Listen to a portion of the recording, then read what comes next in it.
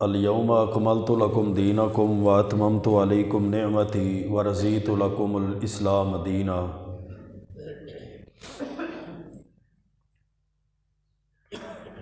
وقال اللہ عز وجل فی مقام آخر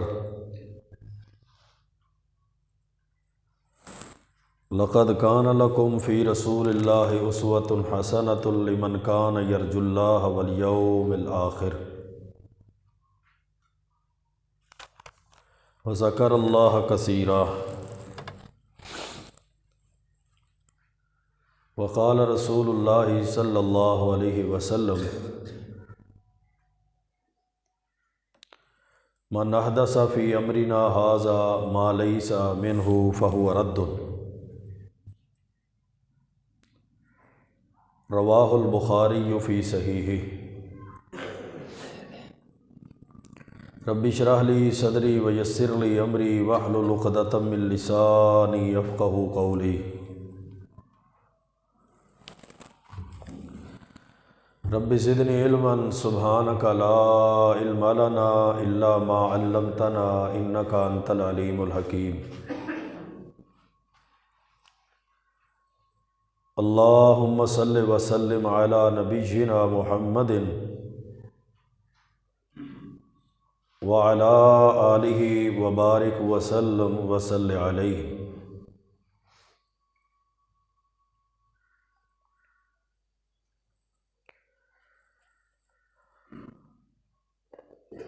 اللہ رب العزت نے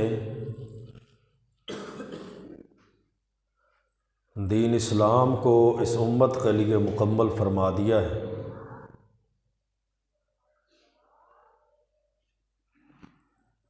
اور اپنی نعمت کو پورا کیا،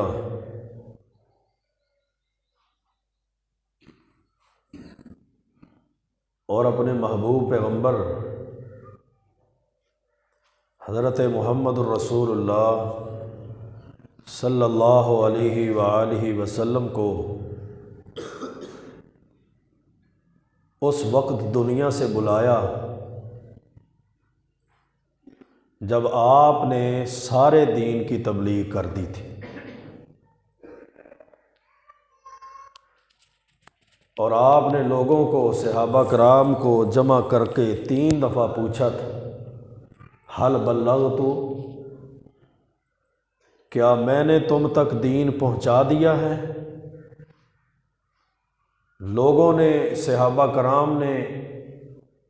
فرمایا اللہ کے رسول، نہ صرف آپ نے پہنچایا ہے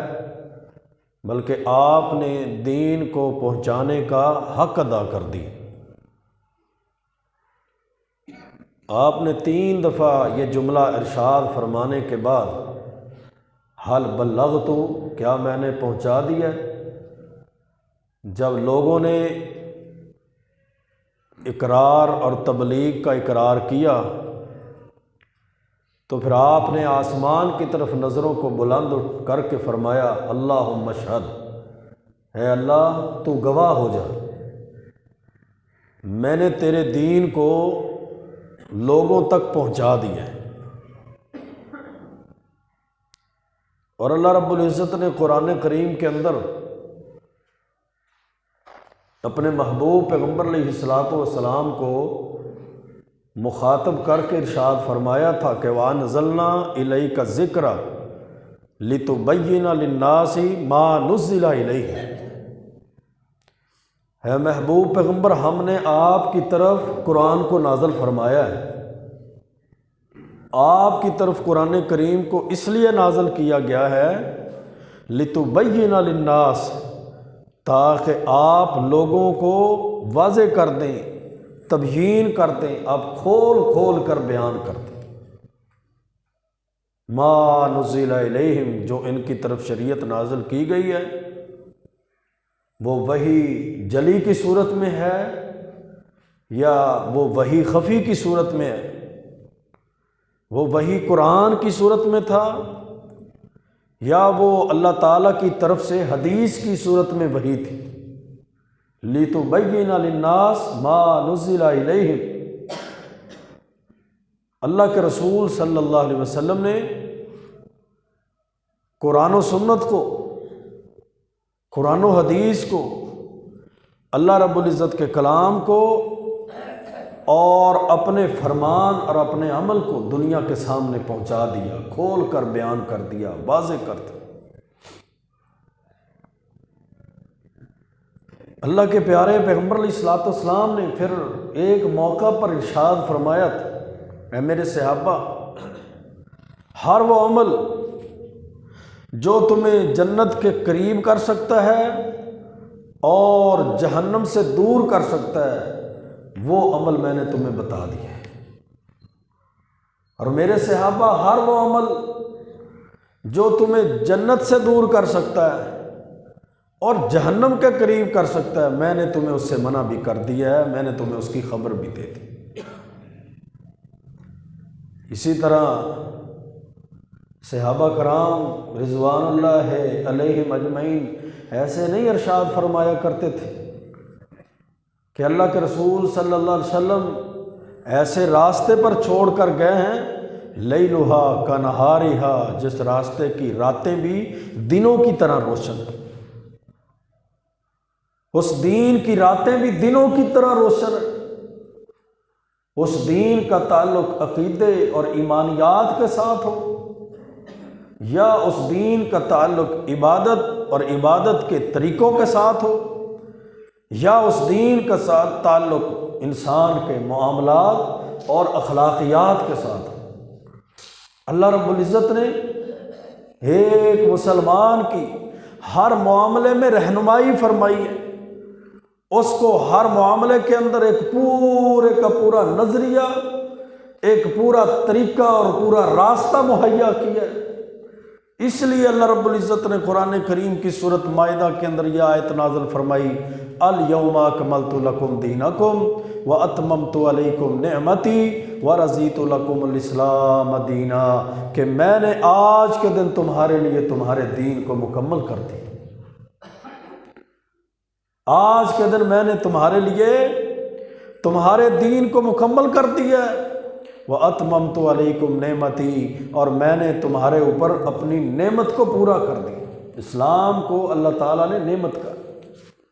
اور واقعی اللہ کی نعمتوں میں سے سب سے بڑی نعمت عقیدہ توحید ہے۔ اللہ کی نعمتوں میں سے سب سے بڑی نعمت اسلام ہے۔ اللہ کی نعمتوں میں سے سب سے بڑی نعمت اللہ کا دین ہے، دین اسلام ہے۔ جس کو اللہ تعالیٰ یہ نعمت عطا کر دیتا ہے، دنیا آخرت کی ساری نعمتیں اس سے کم ہیں، اور یہ نعمت دنیا آخرت میں سب سے بڑی نعمت ہے۔ میرے بھائیوں، یہ دین اسلام یہ کوئی معمولی نعمت نہیں ہے۔ وَأَتْمَمْتُ عَلَيْكُمْ نِعْمَتِي وَرَضِيتُ لَكُمُ الْإِسْلَامَ دِينًا۔ قرآن کے احکامات یہ اللہ کا پسندیدہ دین ہے، حدیث کی تعلیمات یہ اللہ کا پسندیدہ دین ہے، سنت اور اللہ کے پیارے پیغمبر علیہ الصلوۃ والسلام کا طریقہ اور راستہ، وَرَضِيتُ لَكُمُ الْإِسْلَامَ دِينًا، یہ دین ہے، قرآن و سنت دین ہے، پیارے پیغمبر علیہ السلام کی تعلیمات دین ہے، آپ کی سنت آپ کا طریقہ دین ہے، صحابہ کرام کا عمل اور راستہ دین ہے۔ وَرَضِيتُ لَكُمُ الْإِسْلَامَ دِينًا، یہ دین اللہ نے تمہارے لیے پسند کر لی ہے۔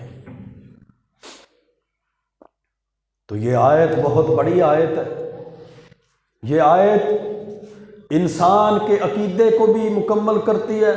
انسان کی ایمانیات کی بھی تکمیل کرتی ہے، انسان کی عبادات اور عبادات کے طریقوں کو بھی پورا کرتی ہے، اس کے معاملات اور اخلاقیات ہر چیز کو یہ آیت پورا کرتی ہے کہ ہمیں یہودیوں سے رہنمائی لینے کی ضرورت نہیں ہے، ہمیں تورات، انجیل اور زبور سے، ہمیں کسی اور صحیفے سے رہنمائی لینے کی ضرورت نہیں ہے، ہمیں کسی امام کی فقہ کی ضرورت نہیں ہے، ہمیں کسی مفتی کے فتوے کی ضرورت نہیں ہے، ہمیں کسی کے قول اور اقوال کی ضرورت نہیں ہے، ہمیں میجورٹی کو، جمہور کو دیکھنے کی ضرورت نہیں ہے، ہمیں لوگوں کی طرف اور لوگوں کے طور اور طریقے کی طرف دیکھنے کی ضرورت نہیں ہے، بلکہ اللہ رب العزت نے یہ جو آیت نازل فرما دی ہے، جس میں اللہ نے اپنی نعمت کو پورا کر دیا، دین کو مکمل کر دیا، اسلام کو بطور دین پسند فرما لیا ہے، اس کا معنی یہ ہے کہ اللہ نے جو اسلام کو نازل فرمایا ہے وہ اسلام مکمل ہے، وہ کامل ہے، اس کے اندر کسی قسم کی کمی بیشی کی گنجائش نہیں ہے، اس میں کسی قسم کے اضافے اور اس میں کسی قسم کی کمی کی ضرورت نہیں ہے۔ پھر اللہ رب العزت نے قرآن کریم کی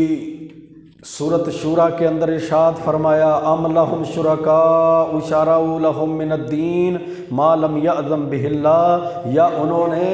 اللہ کو چھوڑ کر ایسے شریک بنائے ہوئے ہیں، شرعوا لہم من الدین ما لم یأذن بہ اللہ، جو دین کی ایسی تشریح کرتے ہیں، وہ دین لوگوں کو بتاتے ہیں ما لم یأذن بہ اللہ، جس کی اللہ نے اجازت ہی نہیں دی۔ کیا معنی ہوا کہ اللہ کو چھوڑ کر، اللہ کے دین کو چھوڑ کر، اللہ رب العزت کے احکامات کو، پیارے پیغمبر علیہ الصلاۃ والسلام کی تعلیمات کو چھوڑ کر اگر کوئی یہ سمجھتا ہے کہ فلاں نے دین کی جو تشریح کی ہے اس سے دین مکمل ہوا ہے، فلاں نے جو دین کی فقہ لکھی ہے اس سے دین کی تعلیمات مکمل ہوئی ہیں، فلاں نے جو مسائل اخذ کیے ہیں اس کی وجہ سے دین مکمل ہوا ہے، دین کی تشریحات اور شروحات جو فلاں مفتی نے لکھی ہے، فلاں امام نے لکھی ہے، اس سے دین کامل اور اکمل ہوا ہے، تو یہ اس کی خام خیالی بھی ہے، یہ اس کی گمراہی بھی ہے، یہ اس کی بدبختی اور بدقسمتی بھی ہے۔ بلکہ اس دین کو کسی شارع کی شرح کی ضرورت نہیں ہے، کسی مفتی کے فتوے کی ضرورت نہیں ہے، اس دین کو کسی تشریحات کی ضرورت نہیں ہے، جس دین کے بارے میں اللہ رب العزت نے آسمان کی بلندیوں سے نازل فرما دیا کہ الیوم اکملت لکم دینکم، میں نے تمہارے لیے تمہارے دین کو مکمل کر دیا۔ اس وقت دور اور تھا، اب دور اور ہے۔ اس وقت لوگوں کے پاس پیسے نہیں تھے، اتنی ترقی نہیں تھی، اب لوگوں کے پاس روپیہ پیسہ مال دولت زیادہ ہے، ترقی زیادہ ہے۔ اس وقت مسجدیں کم تھیں، اب مساجد زیادہ ہیں۔ اس وقت میت کو جناب وہ صدقہ جاریہ اور رسالے ثواب پہنچانے کے طریقے کم تھے، ثواب اور جناب نیکی پہنچانے کے درجے اور طریقے طور کم تھے، اب طور طریقے زیادہ نکل چکے ہیں۔ اب لوگوں کے لیے آسانی پیدا کر دینی چاہیے، اب میت کے فوت ہونے کے بعد یہ چیزیں بھی دین کے اندر شامل کر دینی چاہیے، اب معاملات اور اخلاقیات کے، اب عبادات اور عبادات کے طور طریقوں میں اب اضافہ کرنے میں کوئی حرج نہیں ہے۔ یہ میرے بھائیوں ساری کی ساری گمراہیاں ہیں، یہ ساری کی ساری اللہ کے رسول صلی اللہ علیہ وسلم کے طور طریقے سے، آپ کے راستے اور اسوہ حسنہ سے ہٹ کر گمراہ ہونے کی باتیں۔ لیکن آج ہمارے معاشرے کی بدبختی اور بدقسمتی ہے،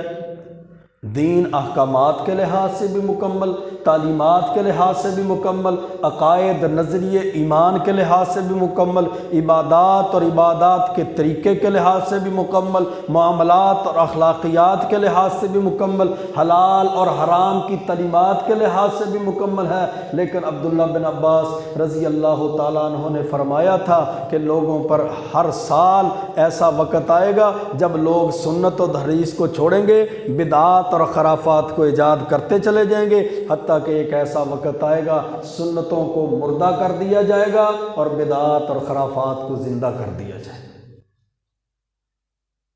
دین کے نام پر ثواب سمجھ کر، نیکی سمجھ کر وہ عمل کرنا، اس عمل کی تشہیر کرنا، اس عمل کی دعوت دینا، اس عمل کی، اس نظریے کی طرف لوگوں کو بلانا، جو عمل جو نظریہ اللہ کے محبوب پیغمبر علیہ الصلاۃ والسلام نے امت کو نہیں سکھایا، جو عمل طریقہ نظریہ صحابہ کرام نے عمل کر کے نہیں دکھایا، کل بدعت ضلالہ، اللہ کے رسول صلی اللہ علیہ وسلم صحیح مسلم کی حدیث ہے۔ حضرت جابر بن عبداللہ رضی اللہ تعالیٰ عنہ فرماتے ہیں کہ اللہ کے رسول صلی اللہ علیہ وسلم اپنے ہر خطبے میں یہ بات ارشاد فرمایا کرتے تھے، اما بعد فإن خیر الحدیث کتاب اللہ، بے شک تمام باتوں میں سے، تمام اقوال میں سے، تمام حدیثوں میں سے اللہ کی بات سب سے بہترین بات ہے، وخیر الہدی ہدی محمد صلی اللہ علیہ وآلہ وسلم، اور سارے راستوں میں سے سب سے بہترین راستہ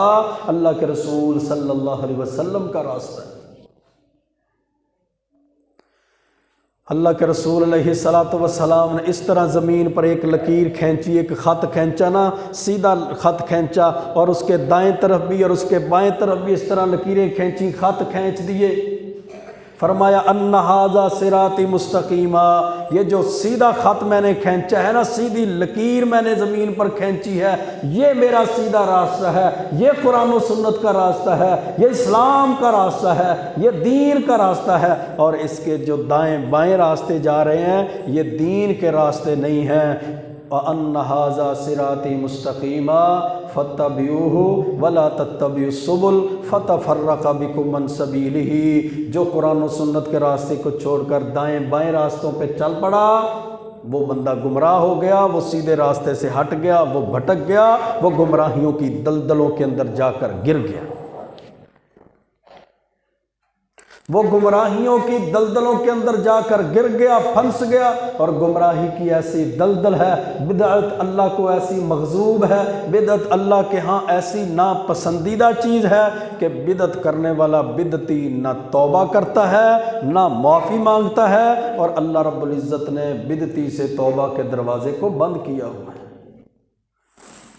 پیارے پیغمبر علیہ الصلوۃ والسلام کی حدیث ہے، ان اللہ حجب التوبۃ عن کل صاحب بدعۃ حتی یدع بدعتہ، اللہ نے ہر بدعتی سے توبہ کے دروازے کو بند کیا ہوا ہے۔ کس وقت تک اس کے لیے توبہ کا دروازہ بند ہے؟ حتی یدع بدعتہ، جب تک وہ اپنی اس بدعت کو چھوڑ نہیں دیتا۔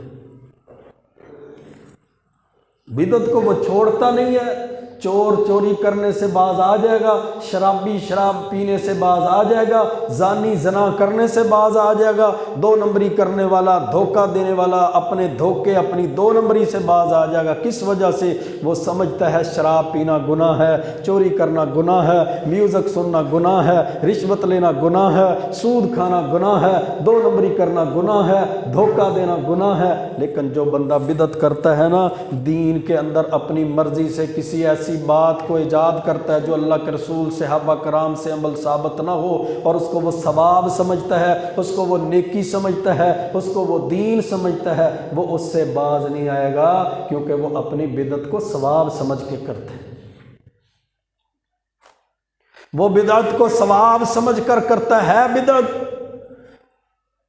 وہ مردے کے بعد اس کو جناب کفن دینے کے بعد، اس کو غسل دینے کے بعد اوپر کھڑے ہو کر سورۃ یاسین پڑھے، یا سورۃ بقرہ کی تلاوت کرے، یا آیت کریمہ کی تلاوت کرے، یا عورتیں میت کے چارپائی کے ارد گرد جمع ہو کر وہاں ذکر اذکار اور کلمات پڑھنے شروع کر دیں، ہے بدعت۔ توبہ کیوں نہیں کرتے؟ کیونکہ وہ اس کو گناہ سمجھتے نہیں ہیں۔ وہ جناب جنازے کے بعد دعا کرنے سے توبہ نہیں کرتا، کیونکہ وہ اس کو ثواب سمجھتا ہے۔ وہ میت کے دفنانے کے بعد اس کی قبر پر کھڑے ہو کر اذان کہتا ہے، اذان کو وہ توبہ نہیں کرتا اس اذان سے، کیونکہ اذان کو وہ ثواب سمجھ کر کرتا ہے۔ وہ میت کے سر والے پر وہ سرہانے کی طرف کھڑا ہو کر سورۃ بقرہ کی ابتدائی آیات اور اس کے پاؤں کی طرف کھڑے ہو کر سورۃ بقرہ کی آخری آیات کی منزل پڑھتا ہے، اس کو ثواب سمجھ کر پڑھتا ہے، اس لیے وہ اس کو نہیں چھوڑتا۔ وہ میرے بھائیوں تیسرے دن جا کر اس میت کے نام پر سارے کھانے پکانے، سارے معاملات جو کرتا ہے،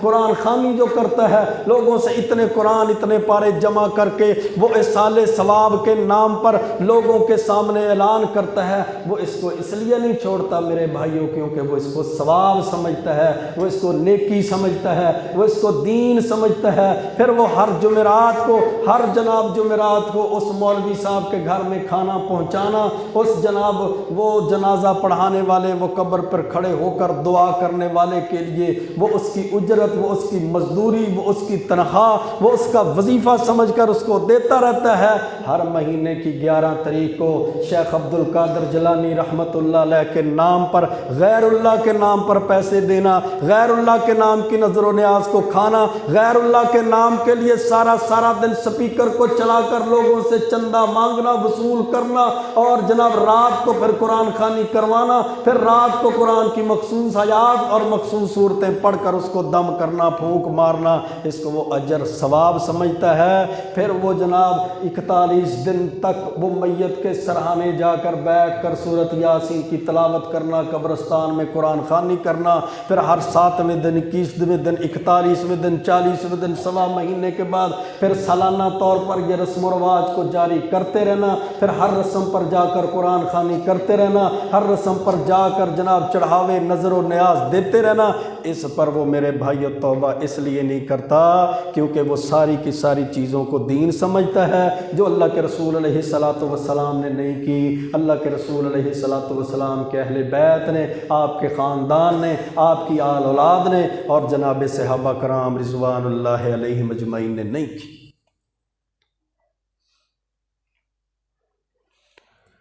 دین کے نام پر لوگوں سے چندے وصول کرنا کتنا آسان ہے، دین کے نام پر ہر ہفتے کے بعد مانگ کر جناب طرح طرح کے کھانے کھانا پکانا، پھر اس پر عیاشی کرنا کتنا آسان ہے، اور دین کے نام پر اپنے خون کا نذرانہ دینا، اپنے وقت کی قربانی دینا، اپنے بیوی بچوں کی قربانی دینا، راتوں کو جاگنا، دین کے نام پر اپنے مال جان کو اللہ کے راستے میں قربان کرنا، یہ کتنا مشکل ہے۔ لیکن دیکھیے میرے بھائیو، ہمارے معاشرے کی بدقسمتی، ایک رات گزرتی ہے وہ اب دوسری آ جاتی ہے، ایک مہینہ گزرتا ہے تو دوسرا شروع ہو جاتا ہے، ایک تہوار گزرتا ہے تو دوسرا شروع ہو جاتا ہے۔ ابھی چند دن پہلے شب معراج کے نام پر بدعات خرافات کی گئیں، وہ ابھی ختم نہیں ہوئی تو دوسرا تہوار اوپر سے آ گیا، اس کے لیے تیاریاں شروع ہیں، اس کے لیے لوگوں کو ذہن سازی شروع ہے، اس کے لیے لوگوں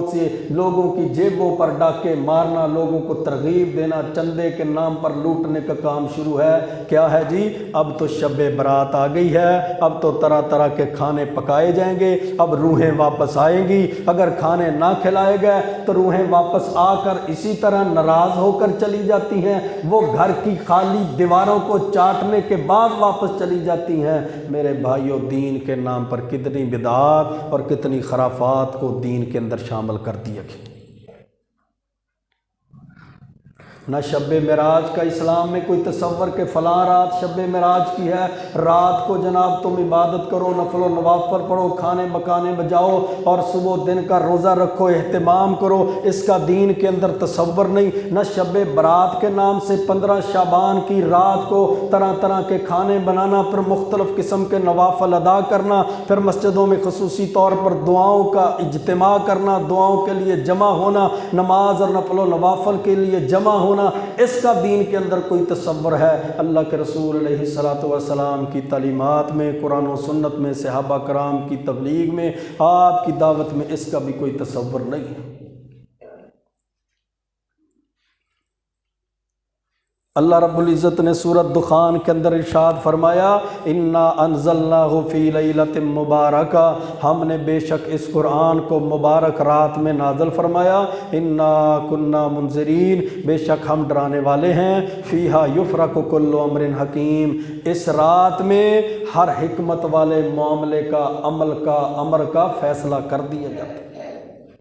یہ جی شب برات ہے، پھر کہتے ہیں یہ 15 شعبان ہے، اس میں فیصلے ہوتے ہیں، جس نے زندہ رہنا ہے اس کا پتہ لگ جاتا ہے، جس نے فوت ہونا اس کا پتہ ٹوٹ جاتا ہے، اس میں رزق لکھے جاتے ہیں، سالانہ آمدنی کے، سالانہ معاملات کے، اس میں رزق لکھے جاتے ہیں، اس میں تقدیر لکھی جاتی ہے، اس میں جنتیوں اور جہنمیوں کو علیحدہ کیا جاتا ہے، پھر واٹس ایپ پہ، SMS پہ، سروس پہ وہ چل پڑتے ہیں، ہمیں معاف کر دیں، ہم سے کوئی غلطی ہو گئی ہے، کیونکہ آج رات نامہ اعمال لکھے جائیں گے، اللہ کے پاس پہنچائے جائیں گے، اللہ کے پاس بھیجے جائیں گے، جنتیوں اور جہنمیوں کی ونڈ اور تفریق اور ان کو ڈیفائن کیا جائے گا، علیحدہ علیحدہ کیا جائے گا، رزق لکھا جائے گا، تقدیریں لکھی جائیں گی۔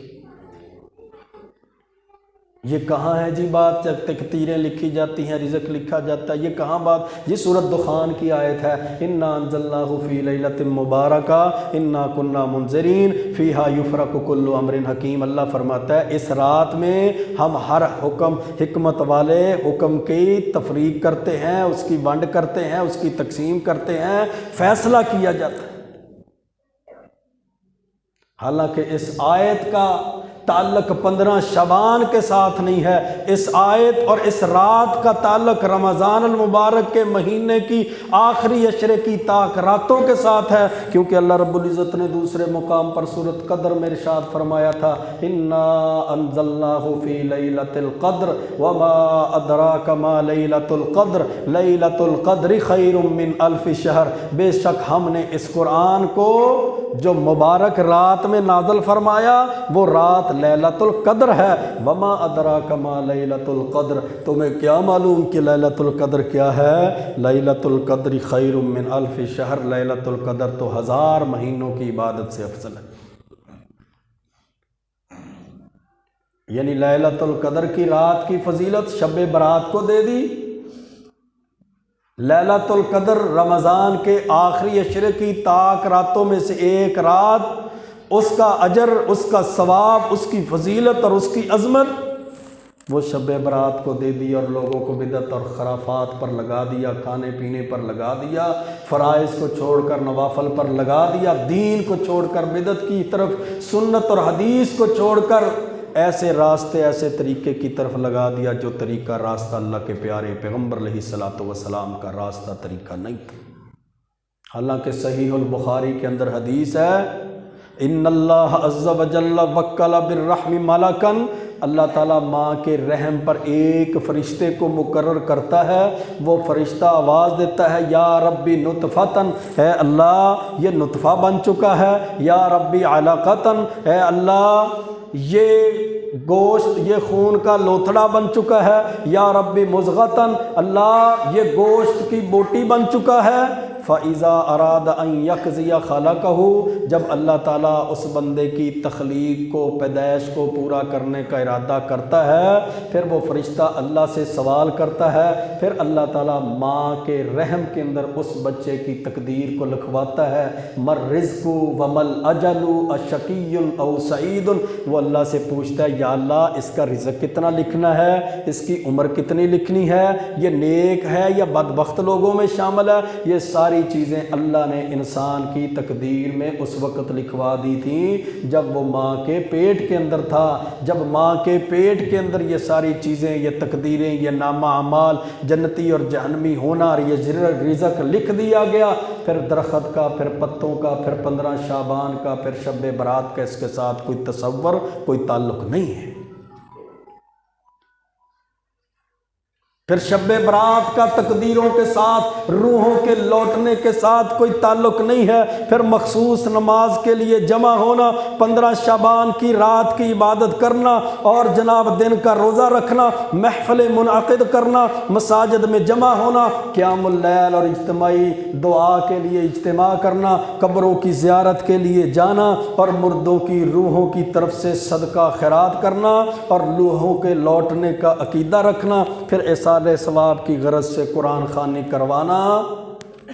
قبروں کی لیپ کرنا، اس کو درست کرنا، مختلف قسم کے کھانے بنانا، اور پھر قبروں پر جا کر پھول چڑھانا، چڑھاوے چڑھانا، مختلف قسم کی دالیں وہ جناب جانوروں کے لیے، پرندوں کے لیے وہاں پھینک دینا۔ یہ سارے کے سارے عقیدے، عمل قرآن و سنت کے منافی ہیں، اللہ کے رسول صلی اللہ علیہ وسلم کے راستے اور طریقے کے خلاف۔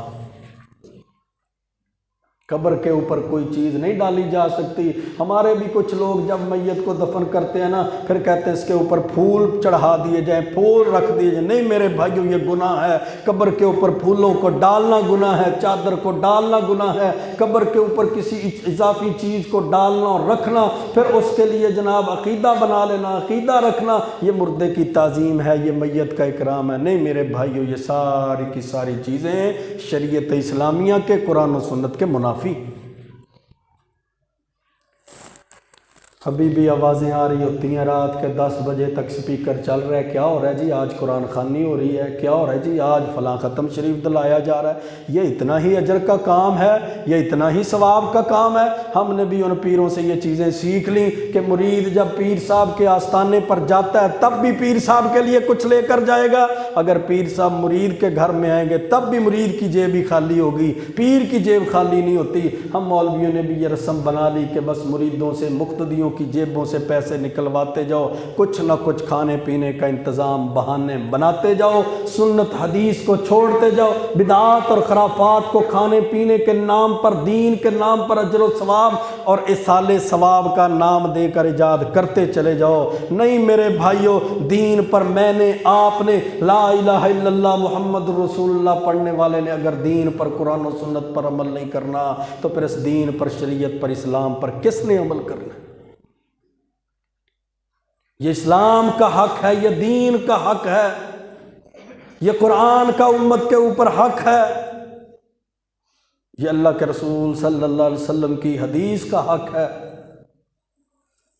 جس طرح اللہ رب العزت نے سورۃ احزاب کے اندر ارشاد فرمایا ہے، لَقَدْ كَانَ لَكُمْ فِي رَسُولِ اللَّهِ أُسْوَةٌ حَسَنَةٌ لِمَنْ كَانَ يَرْجُو اللَّهَ وَالْيَوْمَ الْآخِرَ وَذَكَرَ اللَّهَ كَثِيرًا۔ تحقیق تمہارے لیے اللہ کے رسول صلی اللہ علیہ وسلم کی زندگی کے اندر اسوہ حسنہ ہے، بہترین نمونہ ہے۔ آپ کی زندگی تمہارے لیے پیرامیٹر ہے، آپ کی زندگی تمہارے لیے بہترین نمونہ ہے، کسوٹی ہے، معیار ہے۔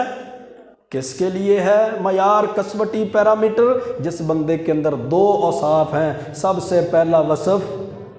کہ وہ اللہ سے ملاقات اور قیامت کے بپا ہونے کا یقین رکھتا۔ لمن کان یرجو اللہ والیوم الآخر، جو یہ یقین رکھتا ہے نا کہ کل قیامت کے دن اللہ سے ملاقات ہوگی، اللہ کے سامنے جانا ہے، اللہ کے دربار میں اس کو اٹھایا جائے گا، اس کو سامنے کھڑا کیا جائے گا، والیوم الآخر، اور اس کا یقین ہے کہ قیامت قائم ہوگی۔ مالک یوم الدین، اذا زلزلت الارض زلزالها واخرجت الارض اثقالها الحاقہ ملحاقہ اذا جاءت الساعہ، قیامت قائم ہوگی جس کا یقین ہے نا کہ قیامت قائم ہونی ہے، اللہ سے ملاقات ہونی ہے۔ وذکر اللہ کثیرا، دوسرا وصف وہ اللہ کا ذکر کرنے والا ہے۔ تو پھر اس وصف کے بندے کے لیے اللہ کے رسول صلی اللہ علیہ وسلم کی زندگی بہترین نمونہ ہے، پھر معیار ہے، پیرامیٹر ہے، کسوٹی ہے۔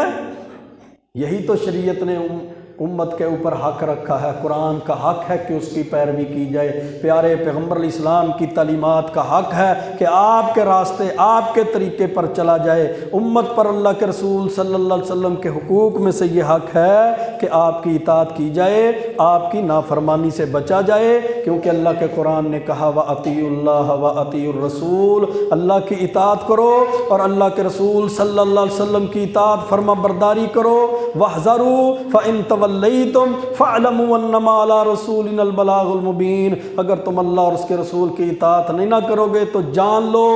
کہ ہمارے ذمے تو پہنچانا ہے، دعوت دینا ہے، قرآن کھول کر بیان کرنا ہے، حدیثیں بیان کرنی ہے، دین بتلانا ہمارے ذمے ہے، شریعت کو کھول کر بیان کرنا ہمارے ذمے ہے، ہم نے تو پہنچا دینا ہے۔ اور اگر تم نے دین کی پیروی نہ کی، شریعت کی پیروی نہ کی، اللہ اور اس کے رسول کی اطاعت نہ کی تو پھر گمراہی ہے، پھر اللہ اور اس کے رسول کی ناراضگی ہے، پھر غیظ، غضب، ناراضگی والا راستہ ہے۔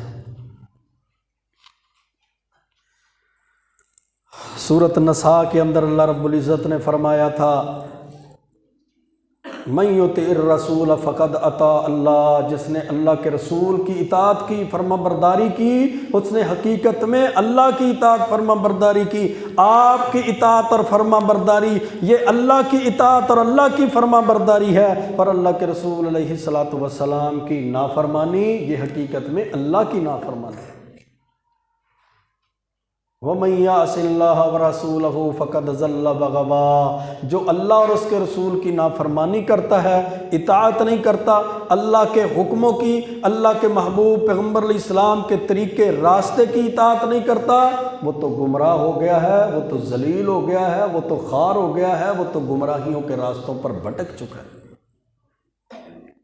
پھر اللہ رب العزت نے فرمایا یا ایھا الذین آمنوا اطیعوا اللہ واطیعوا الرسول، اے ایمان والو اللہ کی اطاعت کرو، اللہ کے رسول کی اطاعت کرو، ولا تبطلوا اعمالکم، اور اپنے اعمال کو ضائع نہ کرو۔ یہ جو ہمارا نظریہ بنا ہوا ہے نا، ہماری جو سوچ بنی ہوئی ہے، کیا ہوا قرآن ہی پڑھتے ہیں نا اور تو ہم کچھ نہیں کرتے، ذکر ہی کرتے ہیں نا اور تو کچھ نہیں کیا، درود ہی پڑھتے ہیں نا اور کچھ نہیں کیا، پھر درود بھی بدلا ہوتا ہے۔ میں نے کہا اتنا لمبا درود کیوں پڑھتے ہو؟ اذان سے پہلے تو درود اللہ کے رسول سے ثابت ہی نہیں ہے، پہلے اللہ کا ذکر ہے، پھر محبوب پیغمبر کا ذکر ہے، پہلے اللہ اکبر ہے، پھر اشہد ان لا الہ الا اللہ ہے، پھر اشہد ان محمد رسول اللہ ہے، پہلے لا الہ الا اللہ ہے، پھر محمد الرسول اللہ ہے، پہلے اشہد ان لا الہ الا اللہ وحدہ لا شریک لہ واشہد ان محمدا عبدہ ورسولہ، یہ بعد میں ہے۔ پہلے اذان ہے، اللہ کی توحید کے کلمات ہیں، اللہ کی توحید کی شہادت اور گواہی ہے، پھر قولو، پھر تم پڑھو اللہم صلی علی محمد و علی آل محمد، پھر اس کے بعد دعا ہے۔ کہتے ہیں اتنا لمبا درود اس لیے پڑھتے ہیں، یہ ہم کسی کی ضد پر پڑھتے ہیں، یہ فلاں فلاں کی ضد پر پڑھتے ہیں، یعنی درود بھی ضد پر پڑھا جاتا ہے، اللہ کے رسول کی محبت پر نہیں جی۔ ہمارا درود روک کے تو کوئی دیکھے۔ پھر درود بھی کیسا ہے؟ دم بدم پڑھو درود، حضرت بھی ہیں یہاں موجود۔ یہ شرکیہ، یہ کفریہ نظریات، الفاظ، عقیدے کیا مانا ہوا کہ تم ہر سانس میں، ہر دم، ہر سانس میں درود پڑھتے جاؤ، اللہ کے رسول علیہ الصلوۃ والسلام یہاں پر موجود ہیں۔ دم بدم پڑھو درود، حضرت بھی ہیں یہاں موجود، اللہ کے رسول موجود ہیں۔ جنازہ ہمارا مولوی پڑھائے گا، اللہ کے رسول تو موجود ہیں۔ جمعہ ہمارے مولانا صاحب پڑھائیں گے، اللہ کے رسول تو موجود ہیں، لیکن جماعت ہم خود کروائیں گے۔ یعنی کیسے عقیدے ہیں میرے بھائیوں، کیسے نظریات ہیں۔ جس کو سورۃ فاتحہ کا ترجمہ نہیں آتا ہوتا، جس کو نماز کا ترجمہ نہیں آتا، جس کو قرآن کی عبارت اور ترجمہ، جس کو قرآن کی عبارت قرآن صحیح پڑھنا نہیں آتا، وہ مسجدوں کے سپیکر کھول کر ہمیں عقیدے بتاتا ہے، ہمیں طور طریقے بتاتا ہے، ہمیں وہ دین اسلام بتاتا ہے۔ وہ پھر جناب جنازے کے موقع پر آگے کھڑے ہو کر ہمیں دین سکھاتا ہے، جس بیچارے کو خود دین کی الف با کا نہیں پتہ ہوتا۔ کیا یہ دین اتنا لولا لنگڑا ہے؟ جو چاہے، جس کا جی چاہے، جس کا دل چاہے، جب جی چاہے، جس کو چاہے وہ شریعت بنا دے، جس کو چاہے وہ خوشی کا موقع بنا دے، جس کو چاہے وہ غم کا موقع بنا دے، جب چاہے مسجد کا لاؤڈ سپیکر کھولے، لاؤ جی پر پیسے دو، فلاں موقع پر پیسے ہیں، فلاں موقع پر یہ ہے، فلاں موقع پر وہ ہے۔ اس کے پاس قرآن موجود نہیں ہے، حدیث موجود نہیں ہے، صحابہ کرام کا طریقہ موجود نہیں ہے، اہل بیت کی زندگیاں موجود نہیں ہیں، آل رسول صلی اللہ علیہ وسلم کی زندگیوں کا بہترین خلاصہ، طور طریقہ اور راستہ اس کے پاس موجود نہیں ہے۔ اور کیا کہتے ہیں جی بس قرآن ہی پڑھا ہے نا، سورۃ ملک کی تلاوت کی ہے نا، کوئی الٹا کام تو نہیں کیا، درود ہی پڑھا ہے نا، سورۃ بقرہ کی آیتیں ہی پڑھی ہے نا، اذان ہی کہی ہے نا، یا ایھا الذین آمنوا اطیعوا اللہ و اطیعوا الرسول۔ اللہ کے قرآن نے کہا اس آیت کو غور سے سننا، اس پر عمل کرنے کی کوشش کرنی چاہیے، اس کو سمجھنا چاہیے۔ اے ایمان والو، اللہ اور اس کے رسول کی اطاعت کرو، ولا تبطلوا اعمالکم، اور اپنے عمل ضائع نہ کرو۔ کیا بات سمجھ آئی؟ بات تو ہو رہی ہے اللہ اور اس کے رسول کی اطاعت کرو، اللہ تعالیٰ نے ساتھ یہ بھی کہہ دیا وَلَا تُبْطِلُوا أَعْمَالَكُمْ، کہ اپنے عملوں کو ضائع نہ کرو۔ پھر معنی کیا ہے؟ معنی اس کا یہ ہوا کہ اللہ اور اس کے رسول کی اطاعت کرو گے تو عمل قبول ہیں، اللہ اور اس کے رسول کی اطاعت نہیں کرو گے تو پھر تمہارے عمل ضائع ہو جائیں گے۔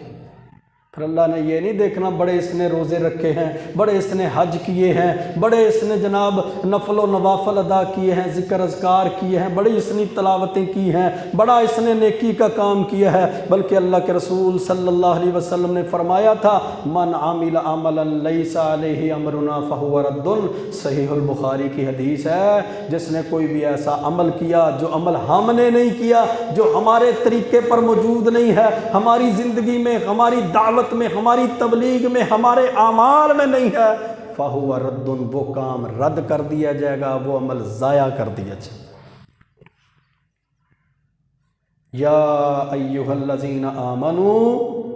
لا ترفعوا اصواتکم فوق صوت النبی،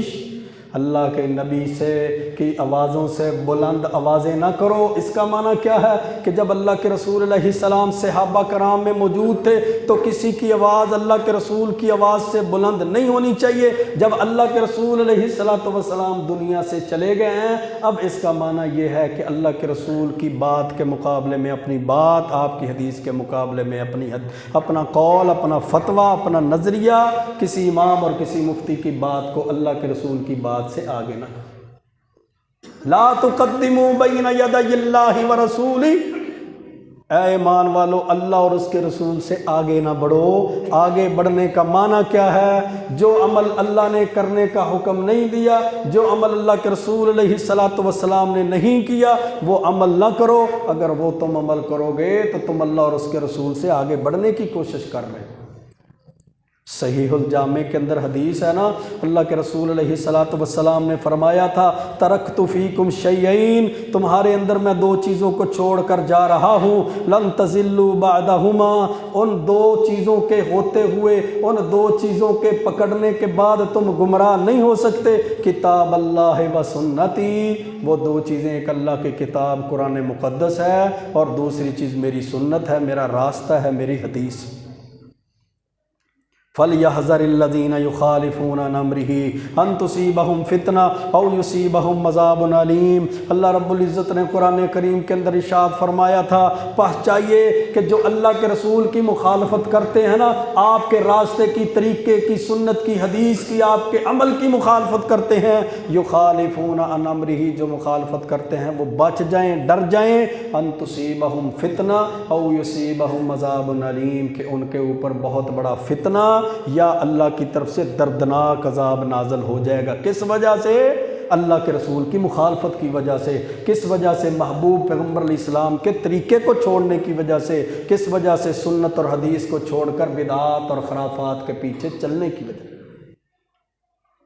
بدعت کو اختیار کرنا اور سنت کو چھوڑ دینا، حدیث کو چھوڑ دینا، اپنے امام کے، اپنے مفتی کے، اپنے بزرگ کے قول کو مان لینا، ان تصیبہم فتنہ و یصیبہم عذاب علیم۔ پھر میرے بھائیو، سنت کی مخالفت یہ تو اتنا بڑا جرم ہے، اللہ کے رسول علیہ الصلاۃ والسلام کی حدیث کی مخالفت اتنا بڑا جرم ہے، بدعت اور خرافت پر عمل کرنا اتنا بڑا جرم ہے کہ کل قیامت کے دن محبوب پیغمبر علیہ السلام نے فرمایا ایسے لوگوں کو حوض کوثر سے بھی روک دیا جائے گا،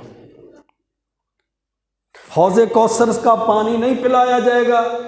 جب کوئی پانی نہیں ہوگا، کوئی سایہ نہیں ہوگا، کوئی پرسان حال نہیں ہوگا، اللہ کی رحمت کا، اللہ کے عرش کا سایہ، حوض کوثر کا پانی ہوگا۔ اللہ کے رسول علیہ السلام نے فرمایا، صحیح بخاری کی حدیث ہے کہ کچھ لوگ میرے پاس آئیں گے، اعرفہم و یعرفونی، میں ان کو پہچان لوں گا، وہ مجھے پہچان لیں گے، حتیٰ کہ ان کے درمیان اور میرے درمیان ایک دیوار کو حائل کر دیا جائے گا، میں کہوں گا یہ میری امت کے لوگ ہیں، یہ میرے ساتھی ہیں۔ کہا جائے گا انک لا تدری ما احدثوا بعدک، اے پیغمبر آپ نہیں جانتے دنیا سے آنے کے بعد آپ کے دین میں انہوں نے کیا کیا نئی باتوں کو ایجاد کر لیا تھا، نئی نئی باتوں کو دین بنا کر لوگوں کے سامنے پیش کرتے اور اس پر عمل کرتے تھے۔ اللہ کے رسول اللہ علیہ وسلم فرماتے ہیں پھر میں کہوں گا سحقن سحقن لمن غیر بعدی، جس نے میرے دین کو بدل دیا، میری سنت حدیث طریقے کو بدل دیا، وہ میرے حوض کوثر سے بھی دور ہو جائے۔ سحقن کا معنی ہے دھتکار دیا جائے گا، اس کو حوض کوثر کا پانی نہیں پلایا جائے۔ آج ہم سودے کرتے ہیں نا عقیدے کے، ایمان کے، دنیا کے رسم و رواج کے، دنیا کی ضروریات اور دنیا کی آسائشوں کے، دنیا کی خواہشات کے سودے کرتے ہیں آخرت کے مقابلے میں۔ یہ دنیا کے چند ٹکوں کی زندگی، چند دنوں کی زندگی، چند سالوں کی زندگی کا سودا کرتے ہیں آخرت کے مقابلے میں، اور دنیا کے رسم و رواج کو اپنا لیتے ہیں، سنت حدیث کو چھوڑ کر دنیا کے طور طریقوں کو اپنا لیتے ہیں، رسم و رواج کو، اپنی جماعتوں کو، گروہوں کو، قوموں کو، قبیلوں کو اختیار کر لیتے ہیں، اسلام کو چھوڑ دیتے ہیں، سنت کو چھوڑ دیتے ہیں، حدیث کو چھوڑ دیتے ہیں۔ یہ تو پھر پتہ چلے گا جب کل قیامت کا دن ہوگا اور کوئی پرسان حال بھی اور کوئی سفارش کرنے والا نہیں ہوگا۔ آئیے میرے بھائیو، رجوع کرتے ہیں قرآن و سنت کی طرف۔ کامیابی اللہ کے دین میں ہے، کامیابی دین اسلام کے اندر ہے، اور دین اسلام قرآن و سنت ہے، قرآن و حدیث ہے، صحابہ کرام کا عمل اور راستہ ہے، اس کے علاوہ دین اسلام نہیں ہے۔ جب اسی دین پر چلا جائے گا جو دین اللہ نے مکمل کر دیا، اللہ نے آسمان کی بلندیوں سے قلب محمد پاکیزہ دل پر صلی اللہ علیہ وسلم پر نازل فرما دیا، وہی دین ہے جس کے بارے میں اللہ نے فرما دیا کہ الیوم اکملت لکم دینکم، میں نے تمہارے لیے تمہارے دین کو بھی مکمل کیا، اپنی نعمت کو بھی پورا کیا، اسلام کو بطور دین تمہارے لیے پسند بھی کر لیا ہے، جس کو اللہ نے اپنی نعمت بھی قرار دیا۔ اب اس دین کے اندر نہ کمی کی گنجائش، نہ اس میں اضافے کی گنجائش ہے، نہ اس دین کے اندر اپنی رائے چونکے چنانچہ کسی رسم اور رواج کی گنجائش ہے، نہ اس دین کے اندر کسی چیز کو نکالا جا سکتا ہے، نہ اس دین کے اندر کسی چیز کو شامل کیا جا سکتا ہے۔ لیکن ضرورت اس امر کی ہے کہ ہم صحیح معنوں میں قرآن و سنت کے پیروکار بن جائیں، اللہ اور اس کے رسول کے تابع دار بن جائیں، اللہ اور اس کے رسول کے فرما بردار پروردگار بن جائیں، صحیح معنوں میں خوشیوں میں بھی غمیوں میں بھی، اپنے عبادات میں بھی، عبادت کے طریقوں میں بھی، معاملات اور اخلاقیات میں بھی، ایمانیات میں ہم صحیح معنوں میں اللہ کے رسول صلی اللہ علیہ وسلم کی سنت کو، آپ کی حدیث کو، آپ کے طریقے کو اختیار کرنے والے بن جائیں۔ اگر ایسا ہو گیا تو کامیابی ہے، اگر ایسا ہو گیا تو نجات ہے، اگر ایسا ہو گیا تو پھر جنتوں کے دروازوں کا کھلنا ہے۔ اگر اللہ اور اس کے رسول کے طریقے راستے کو چھوڑ دیا، حکموں کو چھوڑ دیا تو پھر ناکامی ہے میرے بھائیوں۔ ساری دنیا کی بات مان بھی لی جائے، اگر محبوب پیغمبر کی بات کا انکار ہو گیا تو پھر دنیا آخرت میں ناکامی بربادی ہے۔ اللہ سے دعا ہے اللہ ہمیں صحیح معنوں میں قرآن و سنت کا پیروکار بنائے، زندگی زندہ رکھے، ہمیں ایمان کی حالت میں قرآن و سنت پر اور اسی عقیدے پر، اسی ایمان پر، اسی طریقے پر موت عطا فرمائے۔ وقول قولی ھذا استغفر اللہ لی ولکم ولسائر المسلمین۔